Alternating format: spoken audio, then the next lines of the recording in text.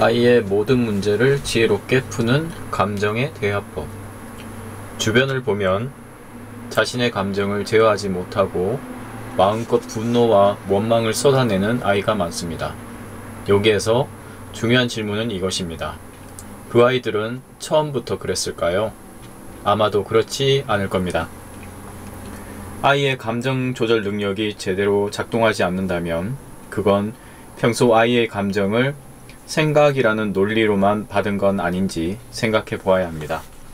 예를 들면 아이가 침울한 표정으로 학원에서 돌아왔다고 생각해 보세요. 그런 아이를 보며 부모는 이렇게 묻습니다. 왜 이렇게 침울하니? 학원에서 무슨 일 있었어? 에이, 아무것도 아니에요. 이렇게 답하면 부모의 질문은 끝없이 이어집니다. 아니, 왜 그래? 누구한테 맞은 거야? 아니면 큰 문제라도 생겼니? 뭐야, 이유를 말해야 알 것 아니야. 그러자 아이가 할 수 없다는데 이렇게 답합니다. 휴, 다음 주에 학원에서 레벨 테스트가 있어요. 한숨 섞인 아이의 음성을 지우고 부모는 다시 이런 이야기를 들려줍니다. 아니, 그게 무슨 걱정이야. 세상에 걱정할 것도 많네. 지금부터 공부하면 되잖아. 너는 왜 널 걱정부터 하는 거니? 그럼 아이는 부모의 말에 입을 닫거나 더 큰 한숨을 내쉬며 공감하지 못할 가능성이 큽니다. 때론 그런 아이의 모습이 반항적으로 느껴져서 화가 난 나머지 큰 소리를 내기도 합니다. 이 대화의 문제점은 무엇일까요? 아이는 자신의 감정을 말하고 있었는데 부모는 자신의 생각을 말했다는 것입니다. 만약에 아이에게 이렇게 말했다면 상황은 전혀 다르게 바뀌었을 겁니다. 많이 긴장되겠구나. 네 마음 나도 이해할 수 있어. 나도 예전에 너처럼 긴장하고 그랬으니까. 그럼 공감대가 형성되며 아이도 신이 나서 대화를 이어갈 겁니다. 정말? 나만 그런 게 아니었구나. 엄마는 어떻게 긴장을 풀었어? 궁금해, 이야기해줘. 그냥 잘할 수 있다고 자꾸 주문을 걸었지. 자신감이 가장 중요하더라고. 아, 나도 생각을 바꿔서 힘을 내야겠어. 엄마, 나한테 잘하라고 주문 좀 걸어줘.